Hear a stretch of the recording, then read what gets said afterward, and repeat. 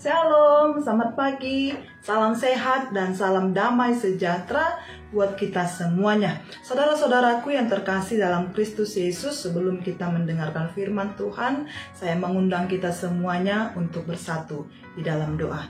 Mari kita berdoa. Terpujilah Engkau ya Tuhan Allah Bapa kami, Bapa yang bertahta di dalam kerajaan sorga, atas anugerah yang baru yang Tuhan berikan buat kami di pagi hari yang berbahagia ini. Tuhan masih mengizinkan kami menikmati hari-hari yang Tuhan nyatakan buat kami. Oleh sebab itu Tuhan, sebelum kami melangkahkan kaki kami, melanjutkan aktivitas kami sepanjang satu hari ini, ingin terlebih kami disapa oleh firman. Biarlah firman-Mu itu menjadi kekuatan di dalam kehidupan kami. Di dalam nama Yesus kami berdoa. Amin. Saudara-saudaraku yang terkasih, jemaat Tuhan yang berbahagia dimanapun kita berada. Firman Tuhan yang menjadi renungan buat kita semua sepanjang satu hari ini, yaitu di hari Rabu tanggal 12 Oktober tahun 2022. Yaitu yang tertulis di dalam surat Efesus pasal yang pertama ayatnya yang ke-17. Beginilah firman Tuhan.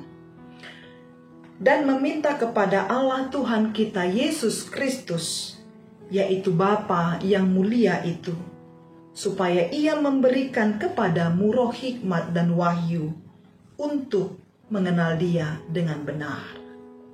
Dan meminta kepada Allah Tuhan kita Yesus Kristus, yaitu Bapa yang mulia itu, supaya Ia memberikan kepadamu roh hikmat dan wahyu untuk mengenal Dia dengan benar. Demikianlah firman Tuhan. Saudaraku yang terkasih di dalam Kristus Yesus, melalui kesetiaan di dalam beribadah kita, ketekunan kita di dalam setiap doa-doa kita, kerajinan dan ketekunan kita juga di dalam membaca dan merenungkan firman Tuhan. Di sana kita diajarkan dan di sana juga kita dipimpin oleh Roh Kudus supaya kita memiliki pengenalan yang benar akan Tuhan. Pengenalan yang benar akan Tuhan. Maka jika dikatakan, lalu apa ya artinya mengenal? Apa maksudnya mengenal? Saudaraku, yang dimaksud dengan mengenal itu bukan ikut-ikutan saja. Bukan. Tetapi mengenal itu adalah benar-benar intim dan mengalami Tuhan. Karena konteksnya di sini kita akan mengenal Tuhan dengan benar. Maka dari itu mengenal itu adalah memiliki hubungan yang benar-benar intim dan mengalami Tuhan. Sebab banyak orang yang percaya pun yang salah di dalam mengenal Tuhan. Sebab banyak juga orang yang mengaku dirinya pengikut Kristus, pelayan Kristus, pelayan Tuhan, belum mengenal Tuhan dengan benar. Bahkan mereka yang telah lama ikut Tuhan pun masih banyak yang salah dalam memahami bagaimana Tuhan bekerja di dalam kehidupan mereka.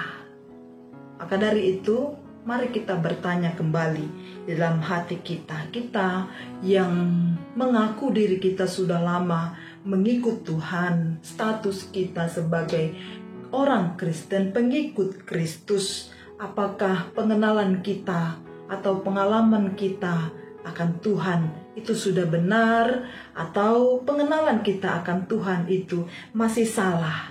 Kita masih salah menanggapi atau merespon, bahkan melihat bagaimana Tuhan itu bekerja di dalam kehidupan kita.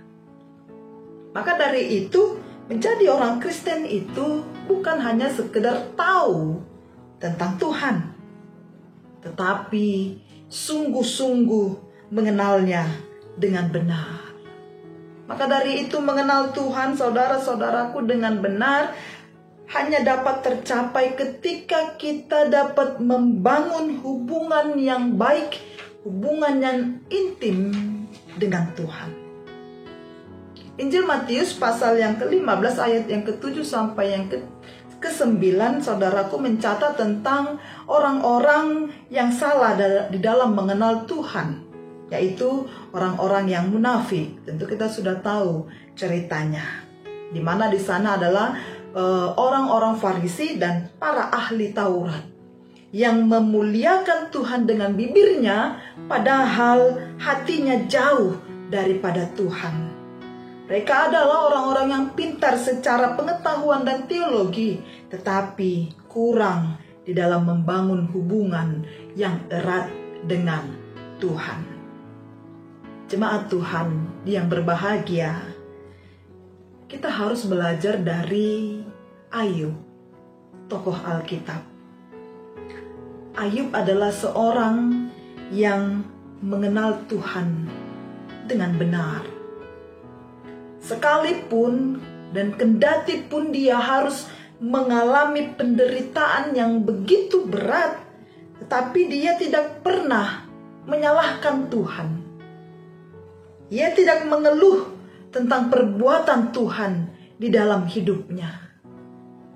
Dia tidak pernah mengeluh tentang perbuatan Tuhan, apa yang terjadi di dalam kehidupannya. Maka dari itu, saudaraku sekalian, jemaat Tuhan dimanapun Anda berada, kita berada, marilah dorong diri kita sendiri untuk mempunyai pengenalan yang benar dengan Tuhan, supaya jika terjadi sesuatu yang tidak sesuai dengan harapan, kita tidak akan kecewa.